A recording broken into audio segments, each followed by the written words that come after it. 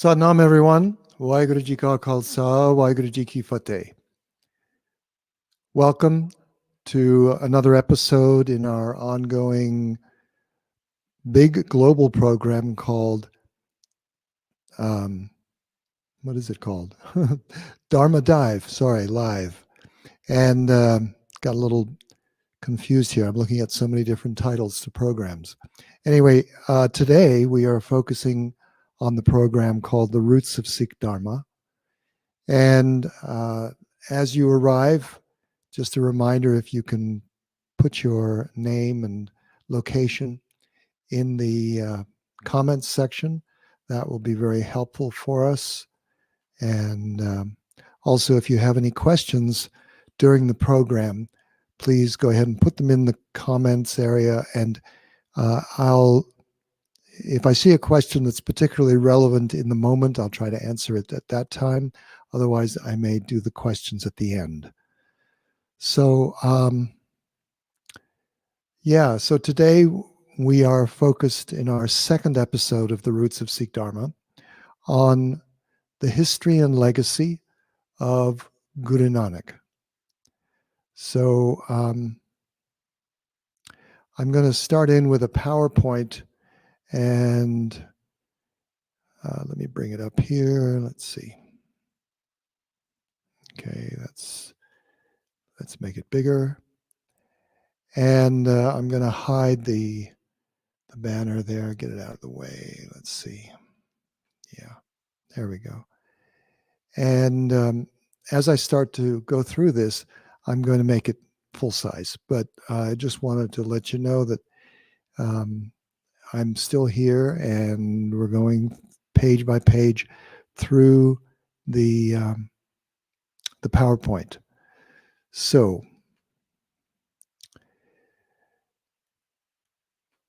here we have our intention to look at Guru Nanak as the first Sikh Guru. And this is an image, an old image, not exactly sure what the date on this image is, but it's showing supposedly the birth of Guru Nanak with his father, mother, and this seems to be possibly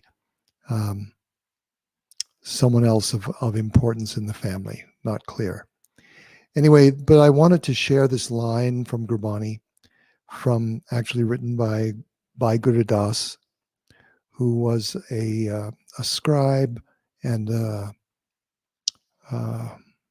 disciple of several of the gurus during his long life.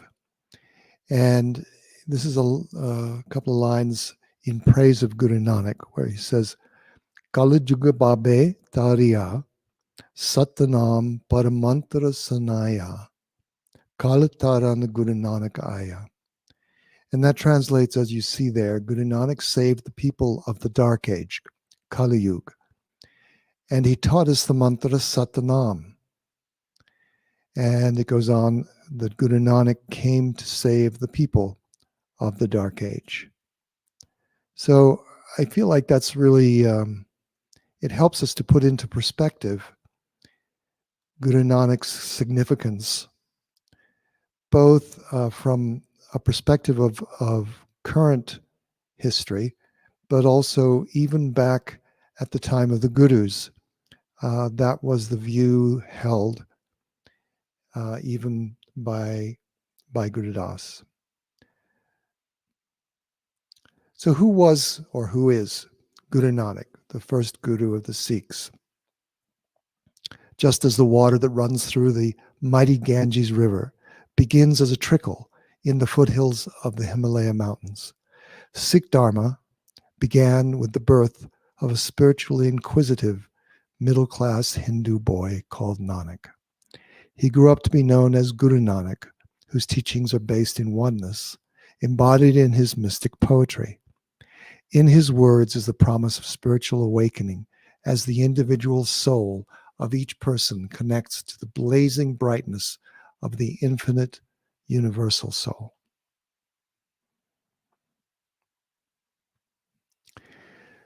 So Guru Nanak was born in the year 1469 in a village near Lahore in Pakistan, what is now Pakistan. At the time, of course, it was old India, we could call it. But after the time of partition, when Pakistan was created, then most of what was considered to be the Punjab area was designated to be in Pakistan. And so a lot of the history of Guru Nanak, a lot of the important places of Guru Nanak's history are now within the borders of Pakistan. And unfortunately, that means that it is less accessible than it would otherwise be. And also, unfortunately, it means that a lot of the history has been lost. Some places have been neglected. And so, there's been some activity over the last decade to try to revive and renew some of those places. And a lot of people have been doing some very important work in that. But still, there is a lot that has been lost, and original buildings have been replaced with newer buildings that are not really the original buildings. So, you lose something. Anyway, his family was middle class in that his father was a businessman. They owned land. They were fairly well off. And that meant that the family could afford education. And so here's a little overview of that. Young Nanak, as a boy, he studied with the Pandit because his family was Hindu. And so that was the normal course of education.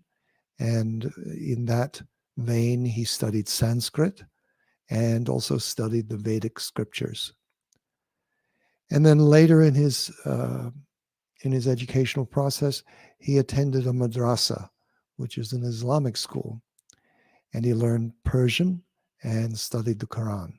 And that might be strange to people. It might seem strange, but at the time, in medieval India, there were these two very prominent spiritual traditions. People lived in communities intermixed with each other, and so it would not have been unusual, perhaps, to study both of those, just to be well-rounded or to be considered fully educated at the time.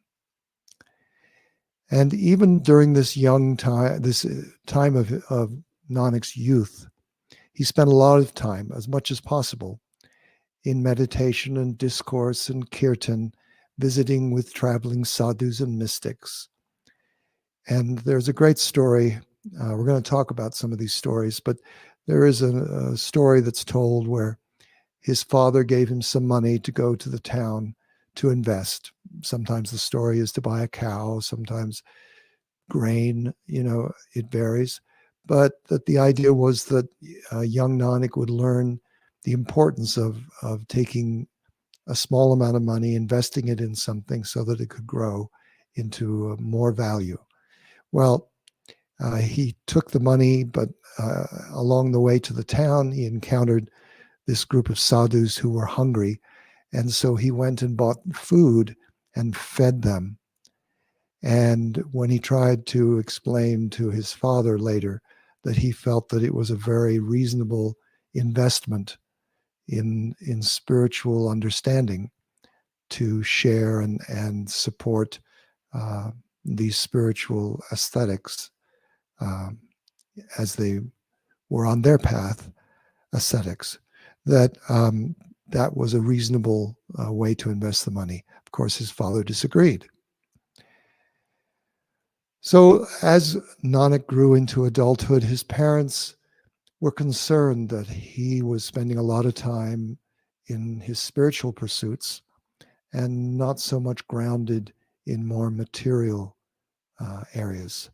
So they tried different ways of trying to get him interested and involved in material ways, but he spent a lot of time really connecting to people. And you have to understand that there was no there were no newspapers, there was no, of course, radio or internet or anything. So how people found out about the world, how they found out about ideas, was through travelers would be coming through, and they might have stories, they might have information, and they might have knowledge or wisdom.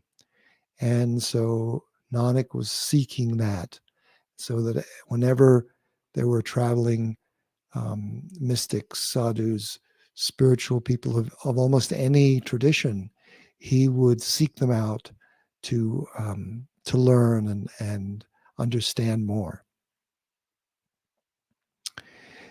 So by the time he was 16, Nanak's parents arranged for his marriage, which at that time was certainly not that unusual. In fact, even up until 100 years ago, or maybe even still going on in some rural areas in India, engagement certainly, and sometimes marriage at a young age is fairly normal. Anyway, the parents had hopes that this marriage would then distract Nanak from his spiritual pursuits and bring him more aligned with traditional values of family and career and finance. So soon after he was married, then he began a family, and his first son was born in 1497, and his second son in 1500. The first son is really the most important, in that he is well known as Baba Siddhi Chand, and he became a very disciplined yogi and followed his own path of spiritual wisdom and knowledge. And because he was so rigorous in his practices, he led a very, very long life. Some people say he lived 150 years, but certainly he lived more than most people, lived longer than most people. Around this time, after his children were born, he was sort of given a job, hired by the local government to be a stores keeper. In other words, as people would harvest their grain, they would bring it and the government would buy it and store it. And then as people needed it, they would sell it back out. And so Nanak was known far and wide for being very fair and just in his duties in this position as the stores keeper. Sort of around this time, he's now about age 30, and well, I guess he would be mid-30s.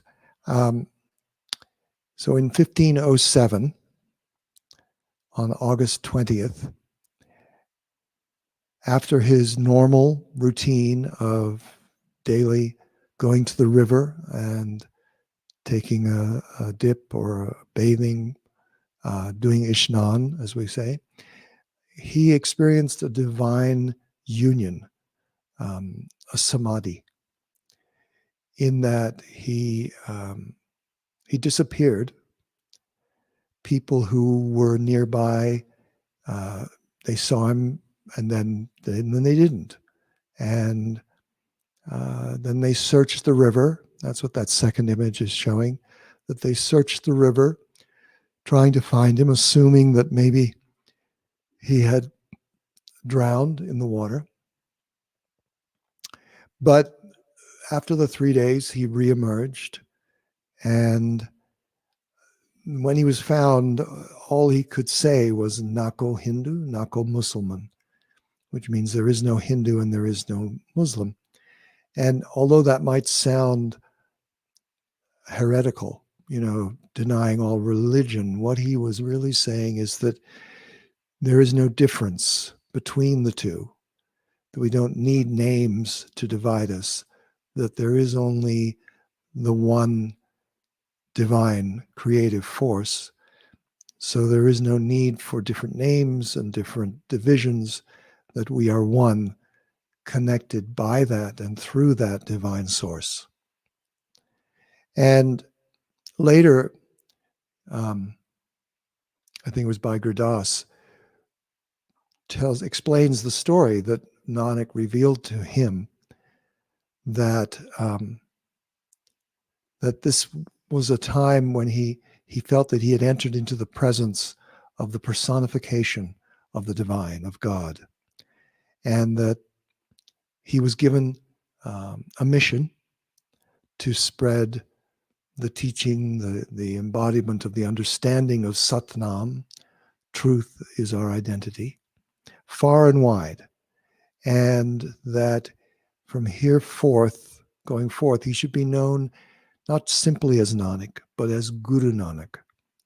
And meaning that he was a teacher, Guru, that which takes you from darkness to light. And that his teacher, his Guru, if asked, is the Shabad, the word.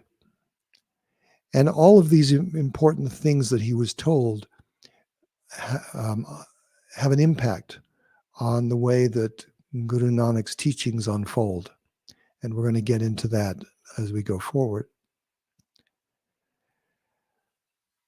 So after this amazing revelation, then Guru Nanak starts to travel, accompanied by his longtime friend, a Muslim, a musician, a rababi, a player of the rabab, a stringed instrument from that period that is still used today.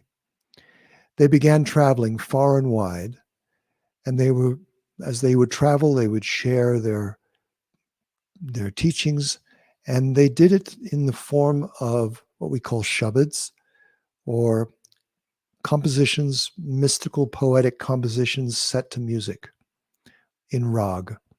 And so this is the way that Guru Nanak would convey his understanding, his wisdom.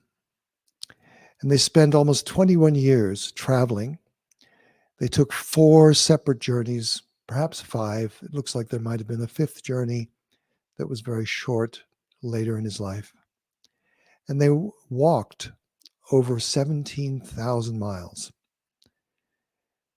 And I don't know if you can imagine this, but even today, for someone to walk that kind of distance, it's mind-boggling. But at least today, we have the comfort of having really, really well-engineered shoes and socks and all, the things that make walking more comfortable. And there are some of what is said to be Granonix Sandals still preserved that you can see if you travel to some of these places that he was in. And when you look at those sandals, they have a wooden bottom. They have a single peg to go between the toes. I mean, it really would have been so difficult to walk around the block, let alone to walk 17,000 miles. So just the undertaking of this, and over mountains and through deserts, and it's just mind-boggling.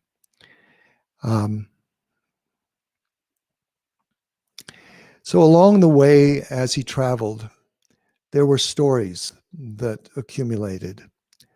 And initially, these stories were shared only through a verbal tradition. But later, sometimes appearing about 100 years after his death, some of these stories were written down.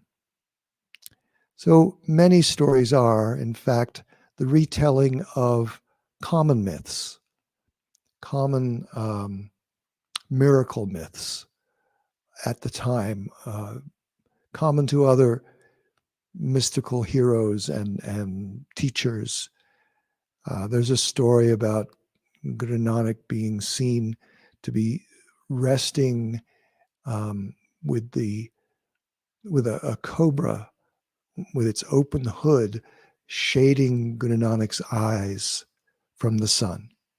And, that's a story that you will find possibly in as many as a dozen different traditions. And so these things are mythological in some ways, in that they get added to the true story. They get added to make people more impressed, to make people, notice and then listen to what the other stories might be of Guru Nanak.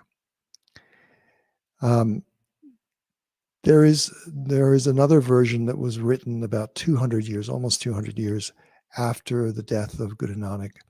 And it was written by a man who was a scribe in the court of Guru Gobind Singh. His name was Bhai Singh. And, so some of those stories may be more factual because apparently Guru Gobind Singh gave his blessing to those stories. So as we go through the stories that we encounter, we have to be just a little suspect in terms of how much is truth and how much is embellishment and how much is mythological teaching. In other words, stories that help us understand some concept that Guru Nanak was teaching. And so we have to look at that.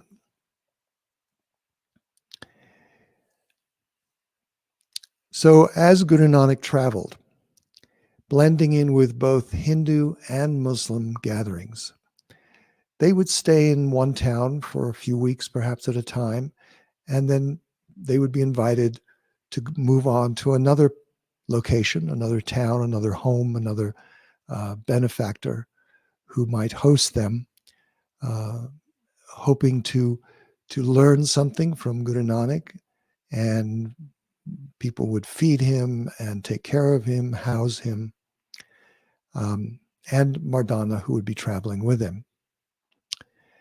And they traveled far and wide, as that map showed. But they, in one of their travels, they went to Mecca and to Baghdad, in addition to traveling throughout most of India. And everywhere they went, they would discourse, they would discuss, they would share ideas with religious adepts, leaders, teachers, practitioners from many traditions. And they shared Guru Nanak's wisdom and teachings in their musical form. And by doing so, they enchanted the people who had come to listen with the sacred sound, but also with the deep meaning of Guru Nanak's words. And this picture just shows a possible interpretation of what that might have looked like. And this is just another image that I didn't get to put any words with, showing a possible idea of Guru Nanak sitting around a campfire with Mardana playing the rabab. Now we're going to go through a few of the stories that, again, some of these stories have some fact, some of them may have not much.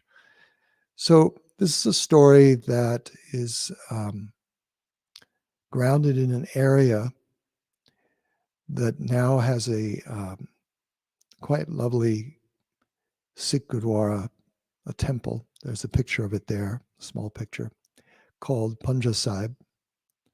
And when Guru Nanak and Mardana stopped there, obviously, when he was traveling, under the shade of a tree to meet with some devotees or people interested in learning from him, they needed water. And so Guru Nanak sent Mardana up to, there was a mountain there, and there was a mystic. His name was Shah Wali Kandari. And he lived up in the mountain there, and he had a beautiful spring and plenty of water. And it was known that he had that water. And so Guru Nanak sent Mardana to request some water for everyone. But each time that Mardana went to request, the mystic would say no. And at one point, after the third time of asking, this rather arrogant mystic said, if Guru Nanak himself is so powerful and such a wonderful teacher and leader, then he should use his divine power to divert water to quench the thirst of those people there. So when Guru Nanak heard this, in fact, he did. He moved a rock nearby, a stone, and a spring appeared. And they were able to have the water they needed. But apparently, as that stream appeared, the water up at the stream for Shah Wali Kandari stopped running, and he didn't have any water. And so he was so angry at Guru Nanak that he rolled a big boulder down the mountain to try to hurt Guru Nanak and the group. But Guru Nanak famously used his power, used his hand simply to stop the rock, and they were safe.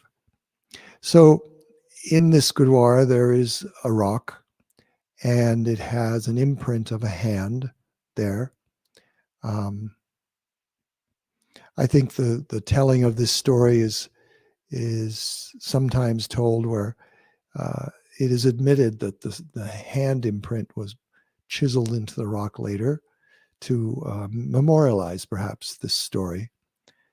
Maybe the rock that Guru Nanak stopped was this size, or maybe it was smaller, or maybe it just missed them. The story is unclear. But in any case, travelers, pilgrims, have been going to this place for hundreds of years now.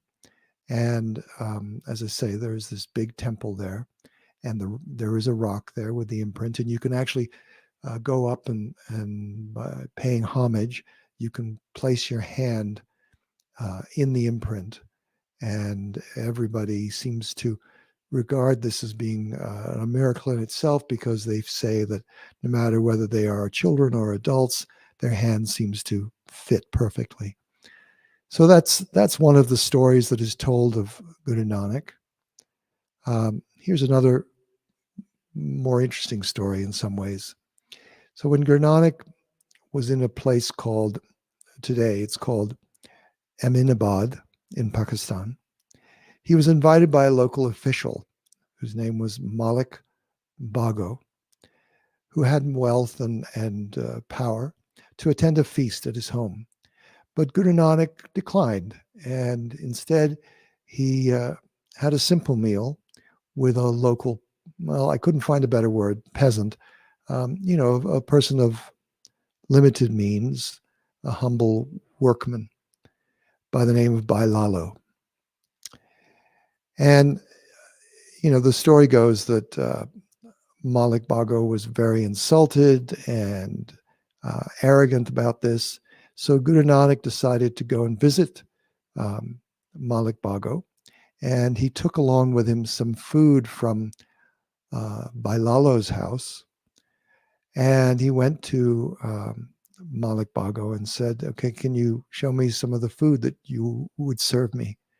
And then he took some of the food from Bailalo's house in one hand, and he took food from Malik Bago's house in the other. And as he squeezed them, milk flowed out of Bailalo's food, and blood came out of Malik Bago's food.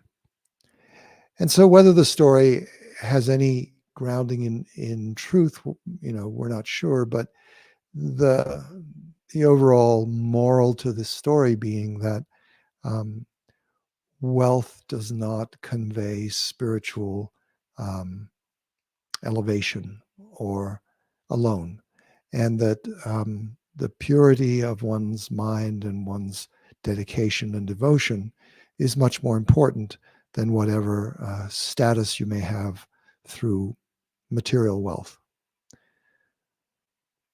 I should let you know that some of these illustrations are more current. This one obviously is done with contemporary painting techniques and done, I think, within the last decade or two, maybe closer, maybe just a few years ago. And you can view other samples of this artist's work by visiting that website, sikhiart.com. Some of the other illustrations are very old. Some of them are not so old and not so skillful. Here's another story of Guru Nanak. And this is the story of Guru Nanak visiting Mecca. Before I get into that story, I just want to check in with the comments section, make sure I'm not missing anything, any important questions. Looks like you're doing okay, so we'll continue. And all right, so when Guru Nanak visited Mecca, the head imam, the imam is the head priest of the mosque, and you probably know that Mecca is the most important pilgrimage location for all Muslims. And so Guru Nanak apparently traveled there during the time of the Hajj, which is an annual pilgrimage time where thousands and now millions of Muslims travel there to perform pilgrimage there. And at the center of the experience is for them to walk around a building that's shrouded in black called the Kaaba. And its significance is very important. And so it is the tradition that, especially when you're in Mecca, you don't sleep with your feet pointing toward the Kaaba.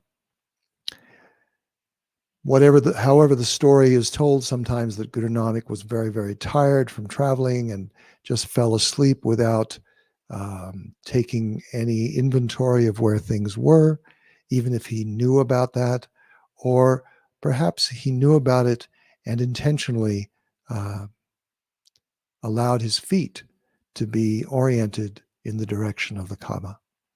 In any case, the head priest was outraged and woke up Guru Nanak and said, "This is not acceptable." And so Guru Nanak simply replied, without getting up, just still there lying down, he said, "Please, just turn my feet to whatever direction God is not." And so the story goes that as the Imam moved Guru Nanak's feet to another position and then looked up, he realized that the Kaaba was still there.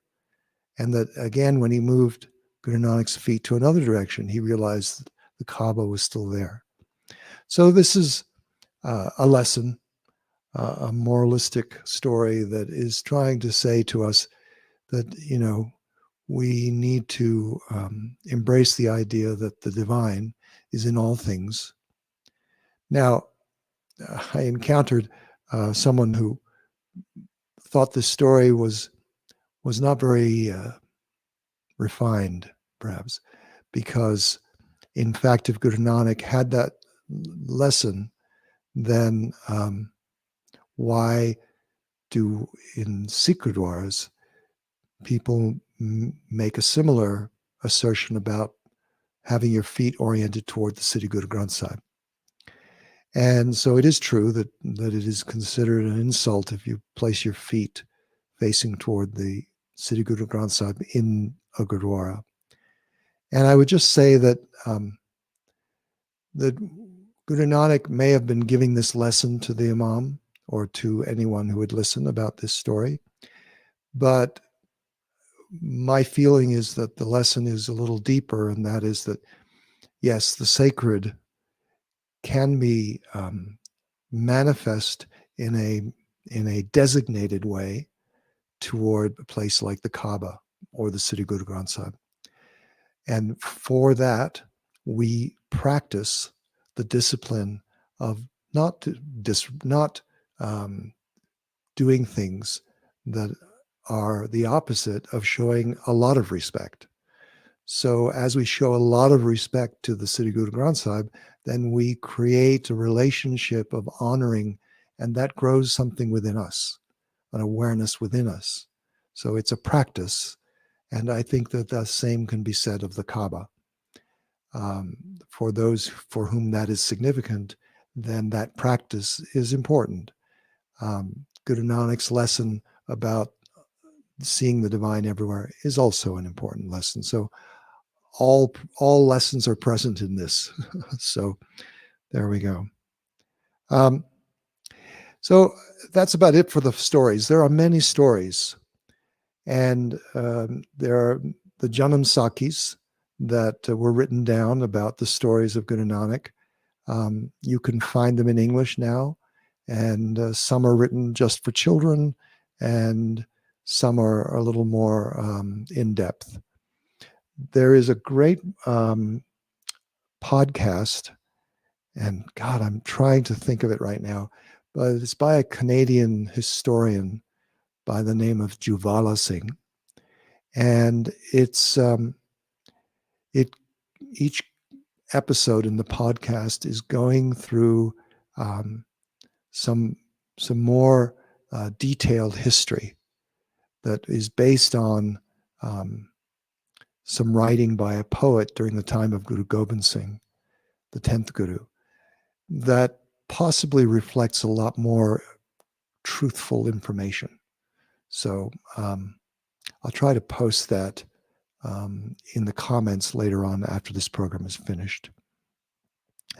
Anyway, so Guru Nanak finished his travels, and so now he's in older age. He's about 55, and he returns to his home in India, and he spends the last 18 years or so with his family, farming and teaching until his death at about age 70.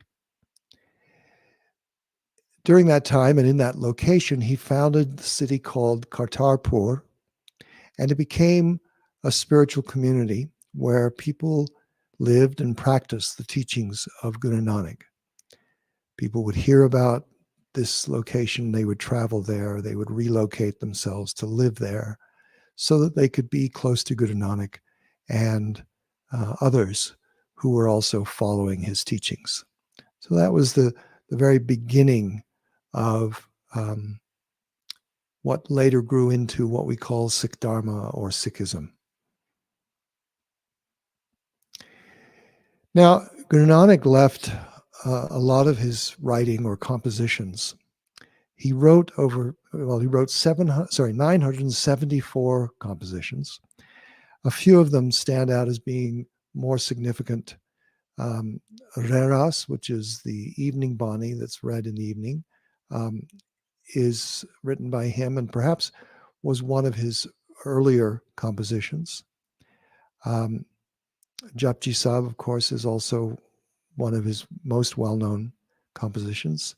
He also wrote Asa Divar, that is a Bani that is sung early in the morning and embellished with shabads from other sources as well. But the body of Asa Divar was written by Guru Nanak. He also wrote the first 3 verses of Kirtan Soela, which is the Bani that is said just before sleep. But as many of you know, his most well-known Bani is Japji Sahib. And it was not the first thing that he wrote, although perhaps Mool Mantra, which is the first section of Japji, might have been written very early. We don't know when these things were actually written, but because it is so foundational in his teachings, the Ik Onkar especially, but the whole of the Mool Mantra being so foundational in understanding Guru Nanak's teachings, then we assume that it must have been one of his earliest compositions. Japji was most certainly written after Reras, and possibly it was composed in pieces, in that if you look at the structural way that Japji is put together, it seems to have clusters of bodies that seem to go together, and perhaps they were written in a group, and then later another group was written. It's even considered possible that Japji as a composition, as a whole, was compiled by the successor to Guru Nanak, who at the time that he did it was not Guru, but was just a devotee of Guru Nanak by the name of Bhai Angad, who later, of course, became Guru Angad.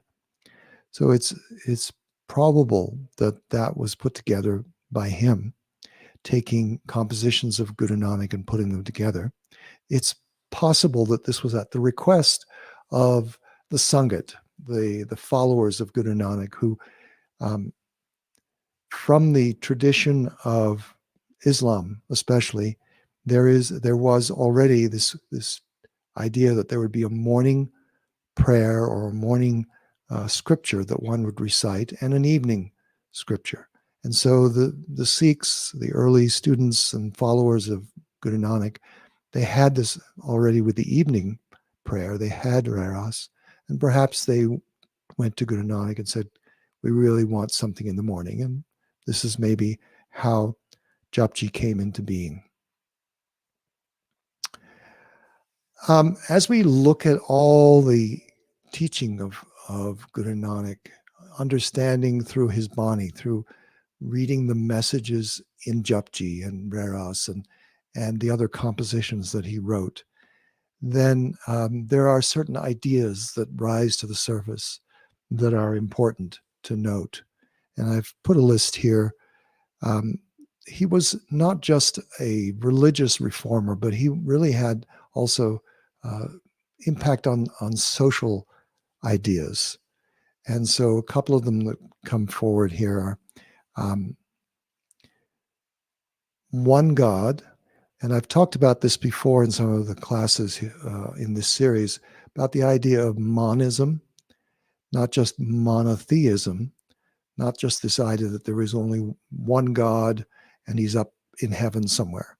But with monism, the idea is that the divine, the essence of the creative consciousness in the universe, is in everything, within everyone, and connects us all together. And that is really much more in line with Guru Nanak's concept of Ek Onkar, that there is one creative force in everything.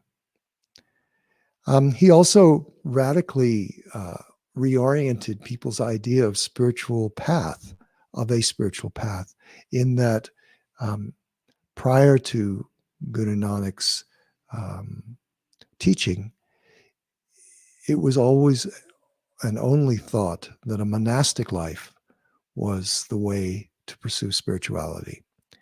But Guru Nanak's teachings were about living as a householder, living in this life, in this world, dealing with family and life's trials as a way to sort of polish one's soul throughout the human experience. I like to bring up some of the ideas that are what we call Aquarian values or virtues. This Aquarian idea is based on the movement of our Earth through the change of time into what's now called the Aquarian age that we're in. And we were in the Piscean age up until a few years back. We are still in a cusp period, transitioning into these Aquarian values and ideas. But Guru Nanak, in many ways, seemed to embody many of these Aquarian values already. So the list is: God is a forgiving God, not fixated on being angry and punishing, more accepting and understanding. Transformation is through devotion, available to everyone. Equality of all people, men and women, are equal. And this was very important at the time. It is still taking time to work out. As we all know, even in our Western culture, gender equality has not fully integrated yet, but it is in that direction that we all are moving. No caste system. All people are equal. So this also is a very important teaching of Guru Nanak's, and a big departure from what was the norm in the other traditions around at that time. Liberation is gained through breaking the tyranny of the ego, and this certainly is an idea that can be found in other traditions, but it has a beautiful importance in nearly all of Guru Nanak's teachings. He keeps coming back to that, and so it's wonderful. Balanced life is achieved by acceptance of divine flow, meaning that embracing, accepting hukum, meaning divine will, meaning divine command, meaning that we don't push back, we understand, we use our deep knowing to align with that flow. Righteous living is by personal responsibility, not the exploitation of others. I think that speaks for itself. Reincarnation, because Sikhs do believe in reincarnation, and they see it as the opportunity to rise above this wheel of karma, rise above the patterns of behavior that have kept us limited. And the path of a Sikh is designed and intended to carry us beyond our karma. That Nam Simran, or Japa, sacred chanting, can transform consciousness. That is a powerful technology at the heart, at the core of all Sikh practices. Satsangat is the support for higher consciousness. Satsangat meaning a like-minded congregation, being around people of similar practice and belief will help you to stay focused and dedicated and disciplined. And then practice charity and compassion through serving others, through seva, selfless service. And that's something that is also very fundamental to Sikhs around the world. You will see Sikhs doing service, especially in the form of Guru Ka Langar, which is the serving of food to anyone who is in need. Before I get into this closing, I just want to check in. How are we doing on questions? Nope, all good. Good to see many of our regulars there. And let me get back to this. So, Guru Nanak's legacy. Guru Nanak established the highest values and virtues to be embraced by anyone seeking to live in oneness with the divine. Today, Guru Nanak is known throughout the world, and his words still have tremendous impact, both with the powerful nod, the sound current, and with their uplifting, inspiring message. For those of us who already know Guru Nanak, he continues to shine as an example of the divine manifested in human form. The radiance of his spirit comes through in his Bani, his words, and it lifts us each day as we recite those words. It is hard to imagine the majestic nature of a man such as Guru Nanak, spiritual master, reformer, revolutionary, and visionary. His words and teachings continue to reverberate, and are, even 500 years later, profoundly cherished around the world. Guru Nanak's impact is stronger than ever, inspiring and lifting lifting the spirits of millions of people. In his words is the promise of spiritual awakening as the individual soul of each person connects to the blazing brightness of the infinite universal soul.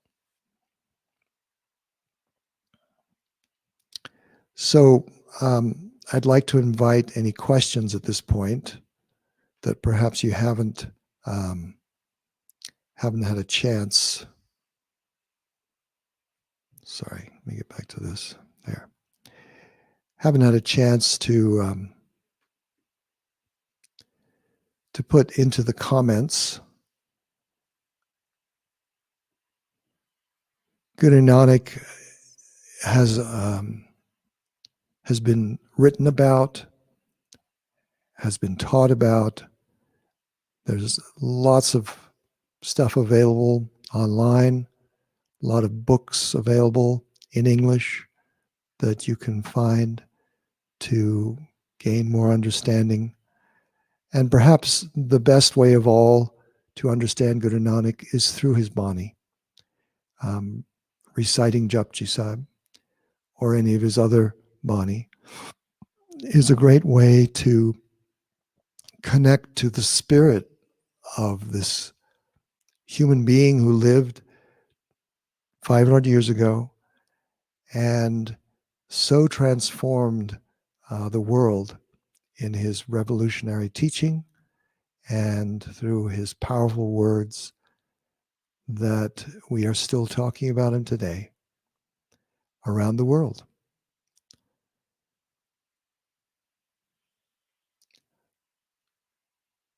So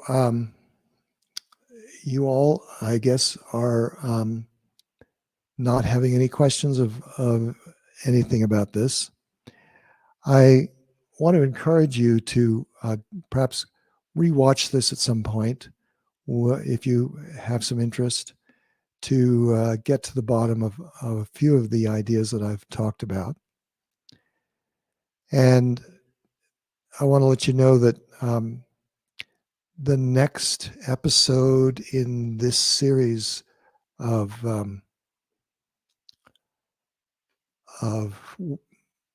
where is it? Roots of Sikh Dharma. We'll be looking at the other Sikh Gurus from Guru Angad through Guru Gobind Singh, and talking about their lives, the history that is important to understand, and then the class that we'll do after that, we'll take a break from the history and we'll get into talking about what Sikhs believe. And then later we'll come back to look at the history after the time of Guru Gobind Singh, moving forward until today. And so there's a lot to talk about in this area of Roots of Sikh Dharma. So I hope you'll stay tuned to that. And next week, we're going to be doing the program Your Miracle Mantra Moment, where we're going to chant, of course, Dandan Ram Das Guru, Jin Sriyat Jane Savadia. And we'll also be talking about ways that we can stay connected to Guru Ram Das, to that source of compassion and healing and the blessing of that. So I hope you'll tune in for that. I want to say that I so appreciate all of the people who are coming regularly. It's so, it feels wonderful that you're there, and I see all your names. I won't call them out, but it's wonderful to see you there. And I will say that this is a difficult time.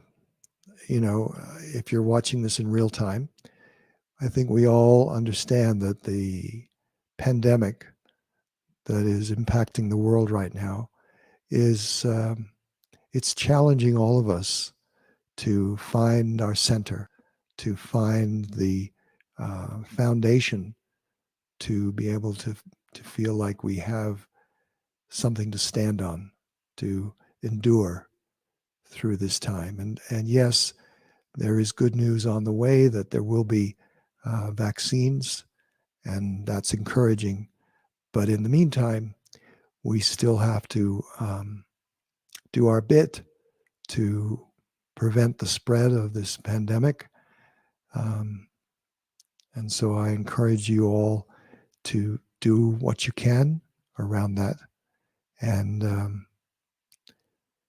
take care of yourselves, take care of your family, your friends, and your community by wearing your mask, social distancing. So I'm thinking of you all and wanting to wish we could all gather in person. That would be wonderful. But until that's possible, it's the next best thing to have you there through the internet, and have us stay in contact with one another. And I want to thank you for your comments, Pav Singh, Sandra, Judith, all of those wonderful. And if you would be so kind as to like this program, if you're on Facebook, and share it, that would be great. And I look forward to seeing you next week. And may you stay healthy and as safe as you can. And may Guru Ram Das bless us all. Satnam, Waheguru Ji Ka Khalsa, Waheguru Ji Ki Fateh.